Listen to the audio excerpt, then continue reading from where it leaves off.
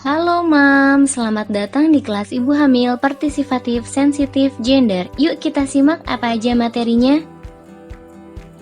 Kelas Ibu Hamil Partisipatif Sensitif Gender ini akan melibatkan peran aktif Mam secara langsung loh.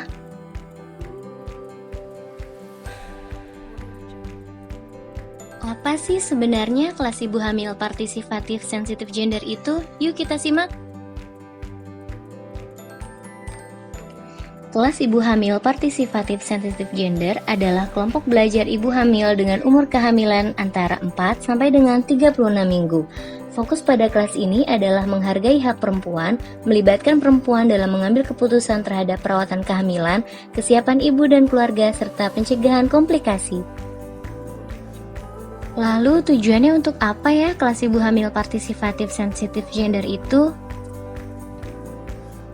Tujuannya adalah dapat meningkatkan pengetahuan ibu hamil, menciptakan sikap yang baik selama kehamilan, meningkatkan pengetahuan perawatan kehamilan, persiapan menghadapi persalinan, meningkatkan pengetahuan perawatan nifas, menentukan keputusan kontrasepsi pasca persalinan, serta meningkatkan perawatan bayi baru lahir, mitos atau adat dan kepercayaan, penyakit menular, pembuatan akte kelahiran, kemandirian dalam pengambilan keputusan oleh ibu, dan program perencanaan persalinan dan pencegahan komplikasi. Tujuan utama kelas ibu hamil partisipatif sensitif gender adalah meningkatkan kemandirian ibu dalam mengambil keputusan dan diharapkan ibu dapat mengambil keputusan yang terbaik untuk kesehatan reproduksinya. Nah, sekarang sudah tahu kan Mams apa itu kelas ibu hamil partisipatif sensitif gender? Petunjuk teknis kelas ibu hamil partisipatif sensitif gender. Pertemuan kelas ini dibagi menjadi 3-6 kali pertemuan sesuai dengan kesepakatan fasilitator. Karena untuk mendampingi ibu dalam mengambil keputusan dan dengan durasi 120 menit sekali pertemuan. Pada kesempatan kali ini, kita akan membahas mengenai sensitif gender. Gender berkaitan dengan peran dan tanggung jawab antara perempuan dan laki-laki. Gender dibangun dari proses sosial dan dapat diubah.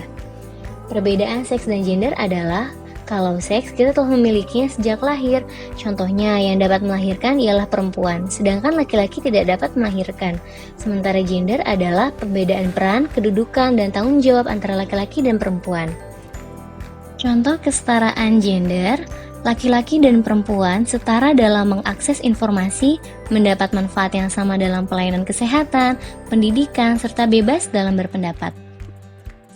Begitu pula dalam rumah tangga yang biasanya pengambilan keputusan didominasi oleh suami. Nah, untuk menerapkan kesetaraan gender, Mams juga berhak dilibatkan dalam pengambilan keputusan loh. Kesetaraan dan keadilan gender. Mams harus tahu ya bahwa laki-laki atau suami dan perempuan atau istri memiliki hak yang sama dalam pengambilan keputusan yang terbaik untuk kesehatan reproduksinya. Dalam proses kehamilan, persalinan, dan nifas, Mams juga berhak untuk menentukan keputusan yang akan Mams ambil. Tapi alangkah lebih baiknya suami diikutsertakan untuk pengambilan keputusan agar semua proses dapat berjalan dengan lancar dan penuh kebahagiaan. Karena sejatinya proses kehamilan itu berdua loh Mams dengan suami, bukan hanya Mams sendiri. Agar pengambilan keputusan dapat berjalan dengan lancar, maka diadakanlah program P4K. Yuk kita simak apa itu P4K.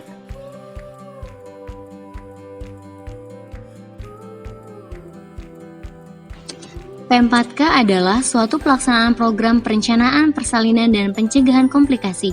Dalam program ini, Moms dapat memilih di mana tempat persalinan sampai kendaraan yang akan Moms pilih.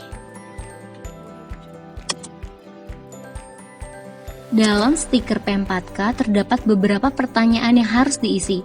Nah, ini dia nih stiker P4K-nya yang harus Moms isi. Setelah diisi, jangan lupa untuk ditempel di rumah karena agar orang-orang sekitar mengetahui kehamilan Moms dan dapat siap siaga membantu Moms nantinya.